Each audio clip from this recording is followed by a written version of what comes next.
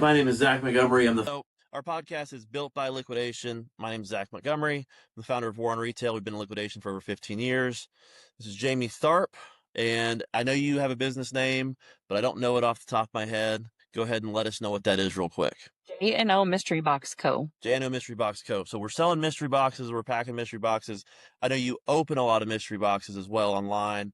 When did you first start getting into mystery boxes? Tell us that. So we started it's been about a little over 4 years. We were just talking about this because I was thinking that it was less, but it's actually been about 4 years. And we just had seen, they have bin stores and stuff like that. And I was like, how fun is that? You get to buy the pallets and then you get to go through them and you get to sell all the stuff. And we kind of just started looking for places to get our pallets from.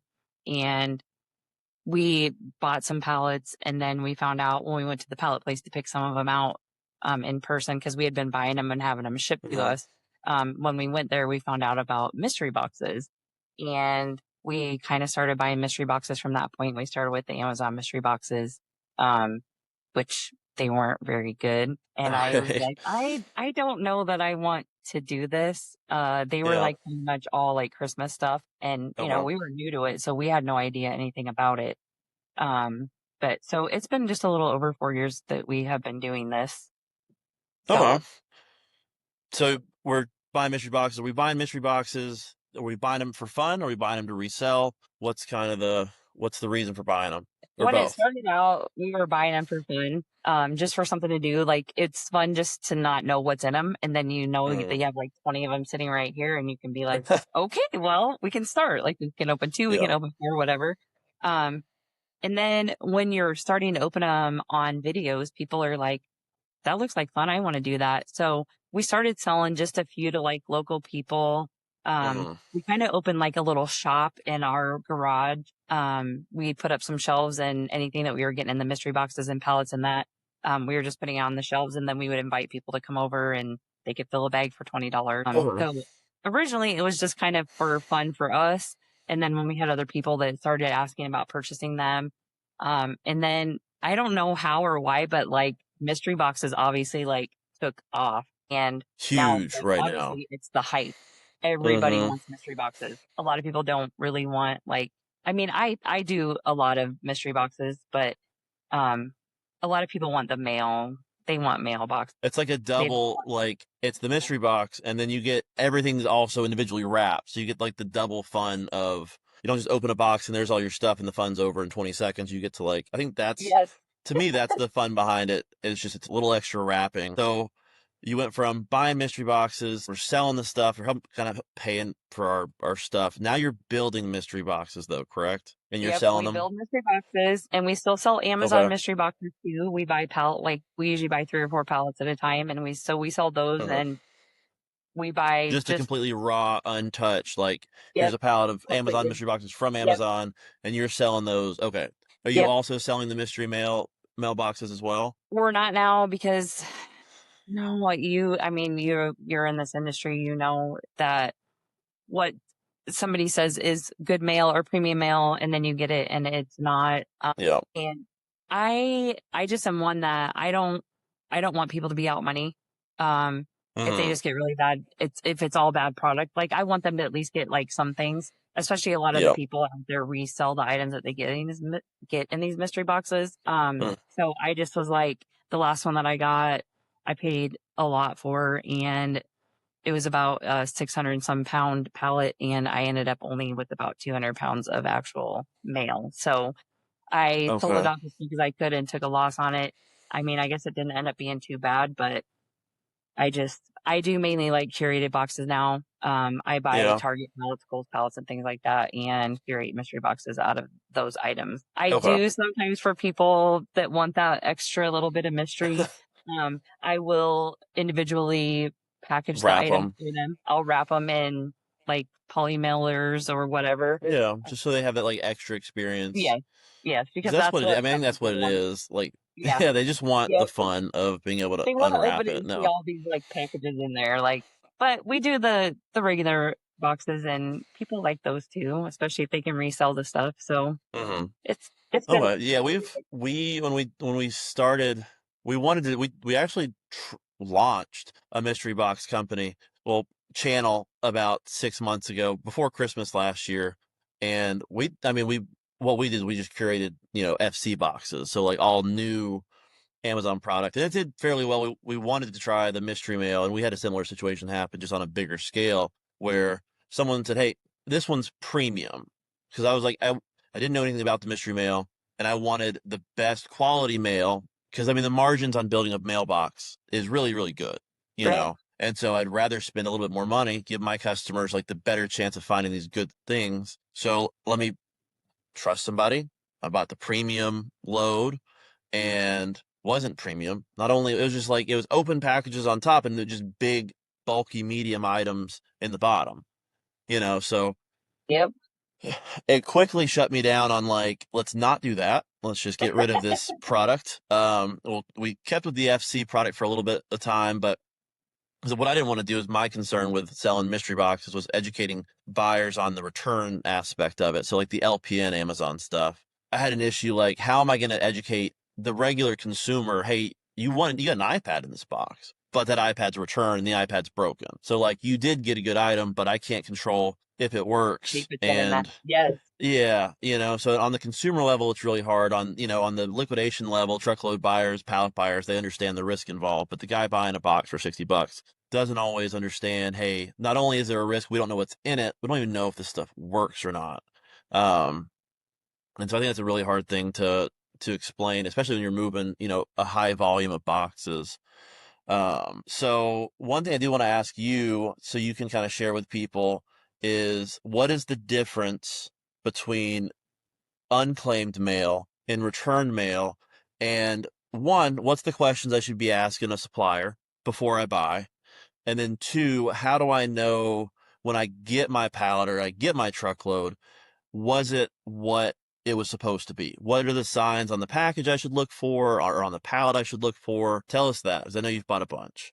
Yes. So, uh, and I feel like, I mean, you know this, you've been in this, and probably even just a couple years ago, unclaimed, like true unclaimed mail was much different than it is now. And I feel like it's because a lot of it is there's middle people that are buying these loads and Uh-huh. then going through them for their use, which is fine. I mean, that happens in this industry. And then they're sending out the other part of the load that is not the good stuff. It's opened Yep. or, broken. They know it's broken or whatever. True unclaimed mail should have a return label, not a return label, kind of a return label, like a addressee unknown or no unit number, no house number. Uh, Okay.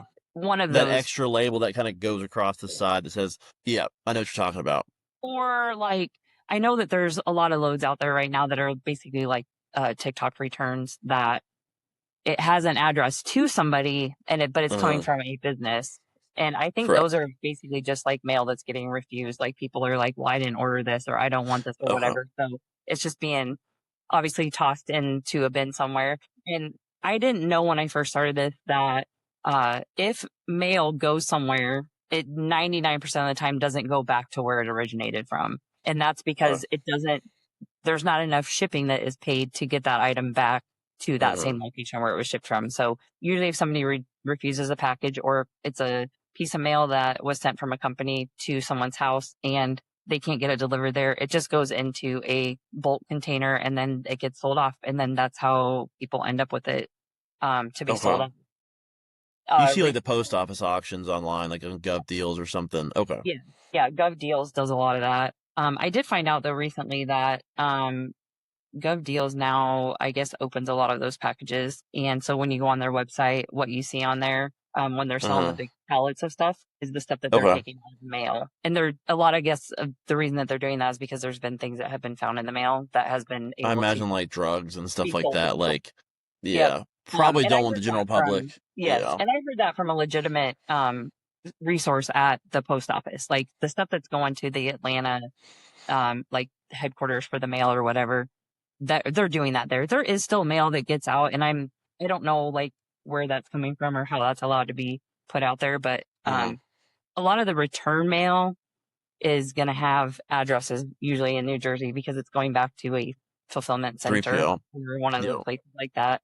And those are the ones that I mean, you don't know with unclaimed mail either what's going to be in it, but with return mail, you really don't know what's going to be in it because someone could have opened it and taken out the brand new item and put a broken item of the same thing in there, and then that's what Yep. you're going to get. So, 100%. I mean, everybody wants unclaimed mail, but that's not a guarantee either. So, Got it. So it seems like there's more like the unclaimed mail, like the true unclaimed mail might be kind of going away, is what it sounds like, and we're left with it is. Yeah. primarily like just the return mail. So okay, Yep. less got it. Which is still the fun part still there of opening the package, but Yes. now instead of all being new, we run the risk of, broken or used, like same way with any kind of Amazon customer returns. Yes, absolutely. And people Okay. are still So buying it though. I mean, you oh, can they fill a love box it. with returns and people are like, yay, there's like They're 35 pumped. boxes in here. Yeah, we have a small retail store, and anytime we drop a pallet of unclaimed mail, I mean, we'll advertise it for a day, and they swarm. It's gone. Yes. And they don't care. They get a pair of shoes or a shirt, and one person gets one good thing, and it's over with. Yep. We found Yep. a couple diamond rings or gaming stuff, and it's over. So no, I think it's just the addiction of not knowing what you're gonna get. It's a little bit of like a lottery ticket in the sense that you don't know, but at least you get something out of it, and so it's not a complete loss Absolutely. if you don't pull something. So are you buying any other types of boxes? So we've talked about Amazon raw boxes. I know you kind of had mixed experience. Have you tried any of these other boxes on the market, these Target boxes or TikTok boxes or anything else that's being specifically curated that's not the mail boxes? No, I'm not buying any of the other boxes. I know where those boxes are coming from and I know what's in those boxes and Uh-huh. I just So what's in the I boxes? Tell us what's in the box. Everyone wants to know what's in the box. So I talked to a lot of on my side, it's a lot of brokers, right? So I talked to a lot of guys that are selling these loads. The problem is, and this is just a little bit of a problem with the industry in general, is I've got a load of X box, right? And my customer wants it, and they put a $500 markup on it, and they don't know anything going on with what's in those boxes. They got their markup, and now what the issue that I have is the customer at the end is the guy getting screwed. It's not the broker in the middle, and a lot of times it's not the guy selling the box. It's the last guy it that is. doesn't know any better. Hey, I bought this box. It says Target on top. I should be getting some cool stuff in there. It didn't come from Target. And that's the issue because there's a little bit of confusion because the Amazon box comes from Amazon. It has the Amazon most of the time, the Amazon tape comes from Amazon. Amazon builds those. That's how they liquidate their stuff. They package it in boxes or in Gaylords. They're the only retailer. Walmart does it a little bit. They have coffin boxes, so they do use their tape. But I've yet to see anybody selling the actual Walmart boxes straight up because it would not make sense in my mind to sell the Walmart untouched because of how the loads are built and manifested. The Amazon makes sense. I get it. It's random, but what's in the other stuff? We know what's in it. And my biggest thing is I hate seeing people get screwed. This industry is still the Wild West. I mean, it still is. Like, It been this for is. 15 Absolutely. years, and there's so much that everybody can get away with. I mean, to Okay, each so their own. let me just give you a little bit of this, and I think that I might have told you this before. Anytime, obviously, that you are buying mystery boxes, you're taking a big gamble. We Yep. bought 4 pallets of Amazon mystery boxes. This was not that long ago, less than 2.5 months ago. Every single one of those boxes we opened and took a loss on it. Yep. I think we sold maybe 4. And that's because Okay. people were begging me to buy them. They knew Yeah. what they were buying. They knew that it was going to have expired food in it. They knew that it was going to have Yep. expired drinks in it, and they still wanted to buy them anyways. But every single one of those boxes was all expired food and expired drinks. And people were like, well, why won't you sell them to me? Because I had already had people that bought boxes from me and paid for them knowing that I was getting this load. And I started immediately when I saw what was in the first 5 boxes, I refunded everybody their money. People work way too hard for their money. And I could never go to sleep at night knowing that I sold those boxes, knowing what was in those boxes. So Sure. as far as the TikTok boxes, the Target ones that are out there, the Apple, the Foot Locker, all of those ones, that is nothing more than a marketing gimmick. That's it. I've had people send me pictures of what is in those boxes. I watch people open videos of what's in those boxes. Those boxes do not have any of the stuff that you would think would be in those boxes. So you're saying Target doesn't make those boxes. Apple's not making those boxes. No. So I have a question. This might be outside your area of expertise. But what would you think? I've had this conversation with a lot of people, and I have a few more like interviews like this one. I'm going to ask the same question to those people. How do you think Target would feel seeing their logo taped onto those boxes? Same with Sheen, same with Apple, because we're not just calling them boxes of Target merchandise. From what I've seen, and it's all over Facebook. A lot of people are selling them. I got a Target logo on this box. I don't know of a Target program. I have a feeling Target would not be super pleased with that. Um, that's just my opinion. I'm not a legal expert, but I'm not I've got either. Um, to me, I would think that that's probably crossing a line that shouldn't be crossed at this point. Um, because they're using logos of other companies just in order to ground up business. Like, get the sale.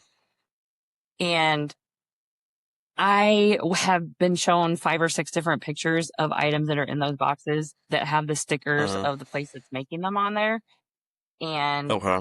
it turns my stomach because have a marketing gimmick, I don't care, but have it Yep. be one where people are not going to get burned.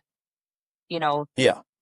come up with something different and have it be fun or something. But when you are out there selling these boxes to companies that are pushing these boxes and saying, "Oh, look, we have TikTok boxes or we have Apple boxes," Yep. and people are expecting at least something to be in there that is associated with the tape that you're putting on those boxes. Correct. So I saw No, one when I not hear that long Apple ago. Box, I hear like at least on the ones now. There's a couple companies doing obviously curated mystery boxes right now. When I hear Apple Box and I see Apple tape on a box, I'm assuming as a consumer, like if I built an Apple box and I put the tape on it, which can't say it, I would roll out that way, but whatever. That's an Apple box. It would have Apple accessories and it'd have an Apple like it could be any Apple accessories, then. Right. But I would think it would contain Apple. I think their deal and I think they've copied it. There's a couple companies I think that are really doing it right, and a lot of them are kind of tiptoeing around trying to copy a little bit. But I think what the gimmick for the Apple box is there's a high-end Apple product in one or two of the boxes when you buy a pallet.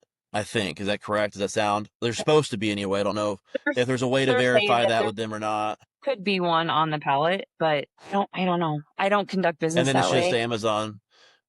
No, I mean I agree. Yeah. My biggest thing, obviously, like I want people to buy mystery box. I think it's great. Like we sell or I have sold. We don't do these types of liquidations anymore for people, but we've sold. I've sold them by the pallet, sold them by the truck, I've sold them by the box, and people really do enjoy it, right? And the biggest thing is just consumer education, and we're seeing so much of it come because it used to really just be a liquidation thing, and now I'm seeing it pop up all over the place. I mean, um, we're seeing mystery box stores open up. We're seeing more and more people build their mystery boxes.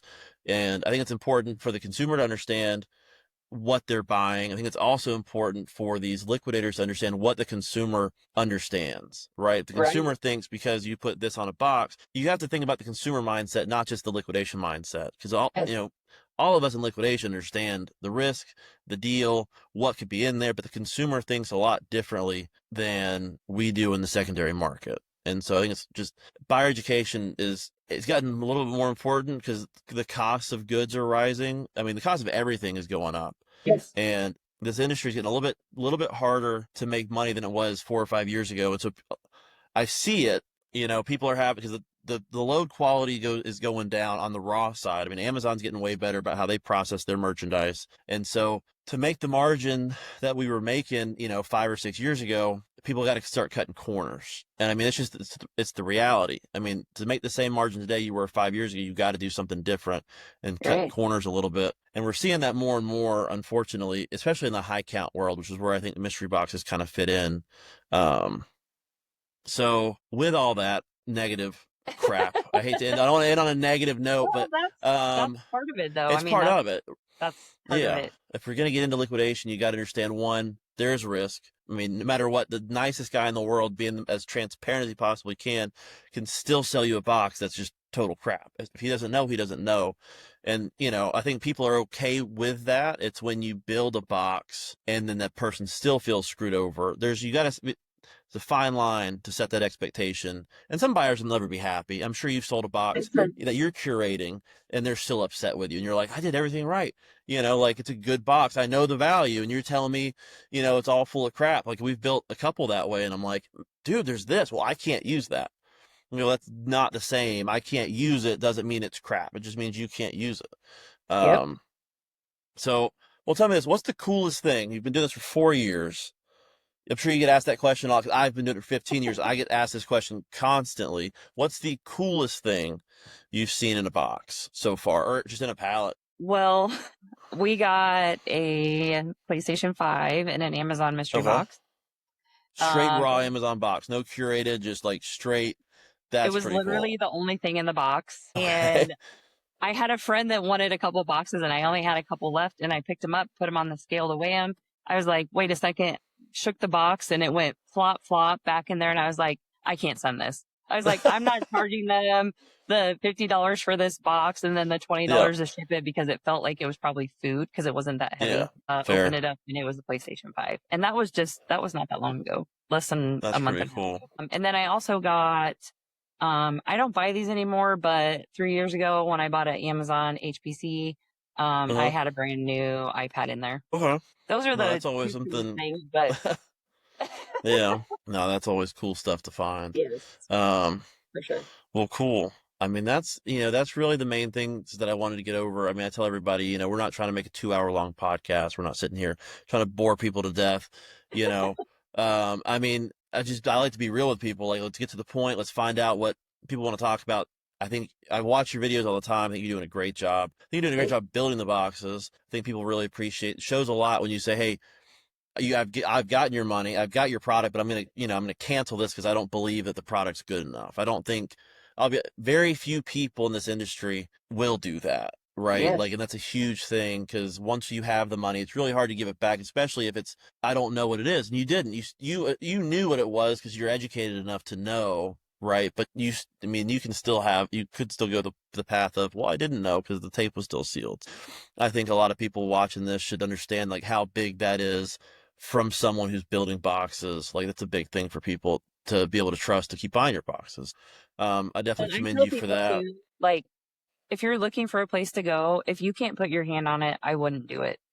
Like, Go spend the time to go see go, it, touch yeah, do it. your research, go there if you can, or Yep. at least go off of someone else. Like if they're getting boxes from somewhere and, you see consistently that they're getting boxes and they're not getting, taken advantage of and getting their money taken in that, follow that because there are a lot of scammers out there and people message me all the time. I actually just got a message before I got on here about someone that paid $200 for a coffin box and they got a tiny little 12 by 12 by 12 that had nothing but broken stuff in it. Mm. That's terrible. And I hate when that happens to people. I just always say, really do your research, be diligent about it, and go see it if you can. Touch it. Make sure that it's, At least the very first time. Meet the person that you're yes, doing business with. I get it. Sometimes it's a little expensive to go out to drive, to fly, whatever. Especially if you're resellers and you're doing this for a profit and you're trying to build your business, spend the extra money, spend the extra time to go do it. As a consumer, is there any, besides you, of course, because they can buy your boxes, I assume, on your website? yes. What's your website? Taylor's going to pop it up on the screen in editing. So It's where can they buy from you? www.jandomysteryboxco.com.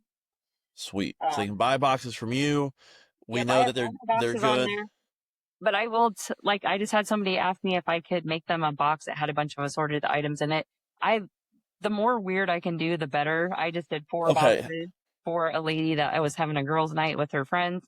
And she said anything goes. So I tailored them just like that. And it was a hoot watching them open those boxes. That's Um, pretty cool.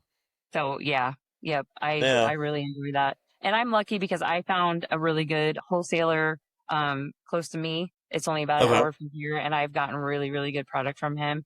It's where I buy all of my stuff at now. So That's fortunate. huge. Yeah. You found, yeah, I know I've kind of followed your story a little bit on your page, so I know a little bit about what's going on. So I'm glad Yeah. you found somebody that you can trust because that's, it's a tough thing in this industry to find someone It that's is. consistently, able to give you good product and keep the product in-house and keep it in consistently, but also, not cut those corners when stuff Yep. dries up and try to, find a cheaper version of it. And, Yep. Absolutely. no, so that's huge. So so that's on the wholesale side. On the consumer side, is there anything that you would tell people to look for on websites that would scream scam to you? Because a lot of people are buying the Sure. consumer side.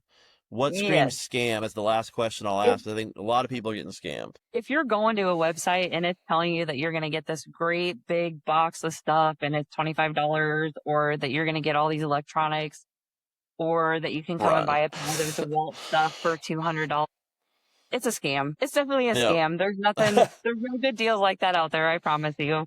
I've done this long enough. It's not there. So For just be sure. very, very diligent about, and ask people, and ask, like, especially people that have businesses and things like that. There are honest companies out there that, they'll tell you, like, yes, I sell this stuff. You can go and talk to these 10 people, or they have people that tag them in videos, or, testimonials Mm-hmm. or reviews or any of that kind of stuff. Just really pay attention to those things, because that's where you're going to find your good stuff at. For That's, sure. you're not going to get taken. I'm not gonna. Well, very Yeah. cool, man. I appreciate your time. Thank you for Absolutely. coming on with us. We'll